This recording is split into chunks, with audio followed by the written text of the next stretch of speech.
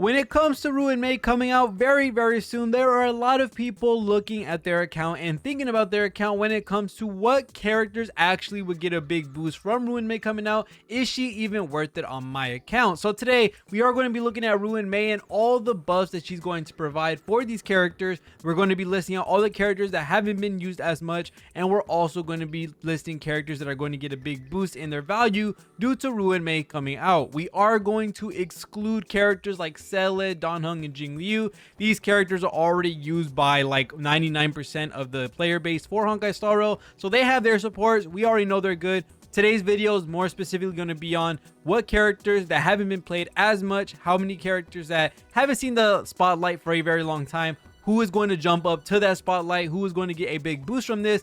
And a lot of the answers are going to shock you for sure, and some are going to be very exciting for you, because I do think with Ruan Mei, as many people have commented under my comments, that Bronya is kind of a more hyper carry specialized support, which that is 100% a valid statement due to the fact that Bronya can only buff up one character fully, while she can buff up the whole team with her ultimate. Her skill is a big majority of a lot of the stuff that you get. So like the advanced 4, the damage dealt buff, all that type of stuff, it is only for one character. So only one character really gets the full benefit, while Ruan Mei is an AoE buffer, and this is going to help the whole team. So as you may know, this is actually going to be helping dual DPS and sub DPS comps. And with all the stuff that Ruan Mei provides, we're going to see a lot of characters get their spotlight finally. And one of them for sure is someone that I really want to look at, just because I cannot wait for him to be good. And that is already a hint in itself. So let's go ahead and start talking about Ruan Mei and what does she actually give. We're not really going to talk about the ultimate or the kit really for sure, because we've already talked about it a good bit. We're just going to reiterate what she can give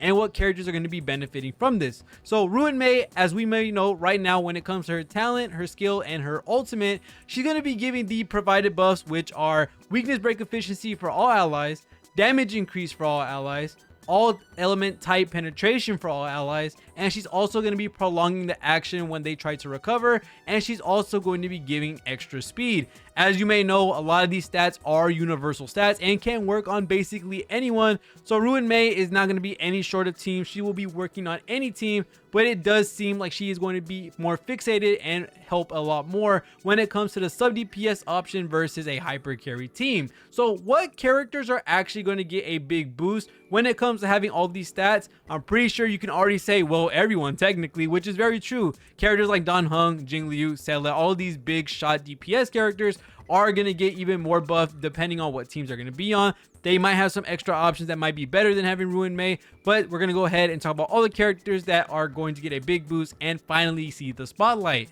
So one of these characters, I have said that they are losing value as time goes on, just because we are getting more element DPS and we are just matching. But Silverwolf by far is going to be one of the crazier characters coupled with Ruan Mei, just due to the fact that you are going to be getting that damage increase, you are going to be getting weakness break efficiency, all penetration, and coupling that with Silverwolf's debuffs and also having her defense shred from her ultimate. Yeah, there is a crazy amount of things that you can do with Silverwolf and Ruan Mei. Having her ultimate hit as much weakness break or weakness toughness damage that she already has, and giving it even more through Ruan Mei's skill, that is absolutely insane. And also giving speed for Silverwolf, as she is a debuffer or a support. She's going to be able to generate more skill points for your team. So this overall is going to help a lot of different supports and a lot of different debuffers, a lot of different sustains be able to be more SP positive if they're pushed to that SP threshold. So this is a very great thing. Characters like Silverwolf or characters that have a lot of weakness or toughness damage are going to benefit very greatly. And having Silverwolf, somebody who can just implant a weakness on them, is a very strong thing, especially with how hard she hits with the shields. So all the things that Ruan Mei is going to give, Silverwolf is by far going to see a resurgence when it comes to people using her on teams, because I know a lot of people have opted for a lot of different characters like Asta, like Jingyuan, Bronya, all these other characters that have been coming out, Hanya, and Silverwolf has kind of been pushed to the back. I think we may see her as a resurgence when Ruan Mei comes out, just because of how much weakness break and how much toughness damage, all that type of stuff coupled together. Ruan Mei, we're going to see a lot, and it's going to be very exciting. Another character, which this is kind of going to be flowed into more characters than one, so we are going to be talking about them in quick succession, because they all kind of follow the main gist of what I'm going to be talking about, which is characters like Topaz and Numbi, characters like Himiko, characters like Blade. These characters by far are going to be a very big push up when it comes to having Ruan Mei in the game, and there's a certain reason why. These characters' kits fall more into a sub DPS role, while Topaz and Numbi are going to be debuffing an enemy, giving those free follow-ups and doing more follow-up damage because of their proof of debt. You're also going to have Himiko, who's also in that sub DPS role, waiting for her to get that shield break, waiting for you to be able to allow her to do the follow-up attack, which hits all enemies. And same thing with Blade, with him being SP efficient, with him being allowed to take a bunch of hits and get his stacks off to get his follow-up attack. These characters fall more into a sub DPS role, which kind of hasn't gotten the time to shine just due to the fact that we are in a meta, or we are in the group of units that we have for Harmony, where you're not really buffing or debuffing the enemy so that everyone can use it. You're not really buffing the whole set of your team or all your allies. So a lot of the buffs get wasted, and you don't really get to use these characters in their full efficiency if they're not the main DPS of their own team. So looking at characters like Topaz and Numbi, characters like Himiko, characters like Blade, these characters that are going to be in the sub DPS role, yes, they can be main DPS if you build them like that, but they're more supposed to be for sub DPS or dual DPS comps. And seeing that Ruan Mei is going to be boosting all allies, damage increase, penetration, weakness break efficiency, these are going to be some massive buffs for a dual DPS and sub DPS comp. And we might start to see with Ruan Mei that Hypercarry and dual DPS might end up getting close to each other and neck when it comes to viability, when it comes to doing MOC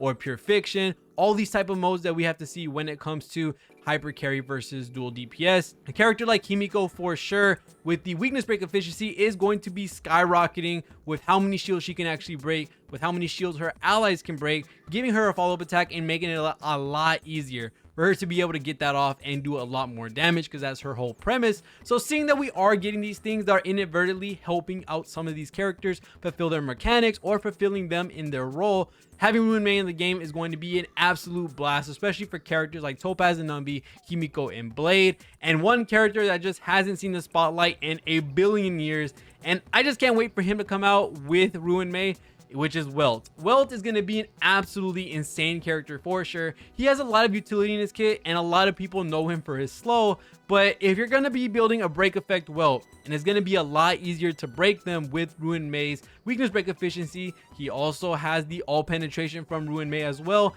and you're prolonging action from Ruan Mei's talent or her skill or her ultimate. I forgot which one it was. I think it was the ultimate. You are going to be delaying them not only from Welt's break, Welt's ultimate, from also having Ruan Mei's delay. That enemy is going to take 10 years to finally get their turn, and by the time they get their turn, they're probably already dead. So people with Welt, people who've been maining Welt, people that have break effect Welt are going to see some crazy exponential growth, and how he's going to be used, I do see him being a very strong option when Ruan Mei comes out. And he also fell in that same situation where Topaz and Numbi, Himiko, Blade, and all of those other characters that want to be in that sub DPS role, he kind of was in the same boat. He didn't really get the buffs that he wanted unless you intentionally tried to make a main DPS Welt. While Welt is really a more sub DPS type option, or the debuffer in your team, he doesn't really get a lot of the buffs because everyone else is, you know, funneling into them, like Don Hung or some other characters like that. Welt is finally gonna get that shine. Welt's also gonna get buffed up. Welt's gonna be able to take advantage of that weakness break efficiency, that penetration. He also gives himself increased damage with his ultimate. Woo, I cannot wait. I cannot wait to use Welt. It's just going to be so exciting. So if you're excited to use Welt or any of these characters I've already listed, make sure to leave a like and sub, because man, it's going to be so exciting. And then for the two other characters that are going to see some massive raises as well, Jingyuan, I don't want to put this lightly, where Jingyuan is probably going to be one of the nastier units with Ruan Mei for sure, just due to the fact that I only want to say one thing and one thing only. Yes, speed is going to help him. Yes, that damage increase is going to help him. And yes, that penetration is going to help him. But the main thing you want to look at when it comes to Jingyuan is how massive his toughness damage is going to be when it comes to him by himself already versus him with weakness break efficiency from Ruan Mei. That is going to be some absolute insanity. You are probably just going to one-shot full elite bars of shield, possibly, because you already do so much with him without Ruan Mei. So to see him possibly get this massive bump in, being able to stun enemies, giving them that shock from his actual break, being able to absolutely decimate their shield with Lightning Lord, that is going to be super freaking exciting to see. And also all the things I've already mentioned that Ruan Mei does give, the talent giving speed, you being able to prolong that action, letting you get Lightning Lord stacks easier, you getting a damage increase, penetration increase, wow, Jingyuan's going to be a very solid and strong option for sure. And he's going to love it for sure. Looking at all of the stuff that you get with Ruan Mei's weakness break efficiency, especially for someone like Jingyuan who has super high toughness damage on his Lightning Lord at 10 stacks. We're going to see some insanity. And lastly, another character that is actually her whole team is by far going to be super buffed up because of this, Kafka's team. So Kafka and all the characters that are dot units like Gwenaifin, Sampo, Luca, especially Sampo and Kafka, these characters like to abuse the toughness bar of the enemies that you're fighting against, especially someone like Sampo, who is all hitting. The ultimate does a fat ton of ticks on the toughness bar. His skill does an insane amount if it's single target. Being able to couple not only Kafka and Sampo with Ruan Mei, you're not only going to get that speed, which is a very strong thing to have, but that weakness break efficiency is going to make it so much easier to break them. And if you have someone like a break effect Luca, break effect Sampo, break effect Kafka, which I know that isn't the very best build for her, but we might see some crazy stuff happen. I think break effect Sampo and break effect Luca might be the main things, and just overall having the toughness bar damage for those characters allow you to stun the enemy. They're going to get delayed, allows you to put stronger dots on them. Because of the break, you're going to be able to keep breaking them. For something like bleed that Luca is able to trigger, there's a lot of insanity that comes with having Ruan Mei's potential buffs, and we might even see some more crazier things when her traces get released. So other than that, that is going to be it when it comes to all the characters that are going to get some massive buffs and some massive boost in value when it comes to Ruan Mei coming out. Like I said, I didn't want to include any other character besides Dan Heng, Jingyuan, and also Sele. They're already absolutely amazing. They already do what you want them to do. Adding Ruan Mei to it might make them a little bit better, but they kind of already at their peak. This is more for sub DPS type playstyles, and Jingliu can kind of fit into that as well, but we all know that Hypercarry Jingliu is absolutely massive. And for someone like Argenti, I don't see something like this being super crazy for him because he does want just a fat ton of damage stuff. Maybe the damage increase and the penetration might help him a lot, and maybe even that break from his ultimate with the weakness break efficiency might be some insanity as well. We'll have to wait and see. I cannot wait to make content with her because all these characters are going to have a time to shine, and I cannot wait to test out sub DPS / dual DPS setups. We're going for some really crazy stuff for Star Rail. I'm just happy with the direction they're going with all these characters that are coming out like Shui Yi, Ruan Mei, Dr. Ratio. Woo! Be ready for the ride that we're going to be in from now up until Pentakani. Other than that, thank you guys so much for watching all the way to the end of the video. Make sure to leave a like and a sub. We are trying to hit to 20K at the end of the year. That'd be some absolute craziness if we're able to do so. But other than that, thank you guys so much for watching. See you on the next one, and peace.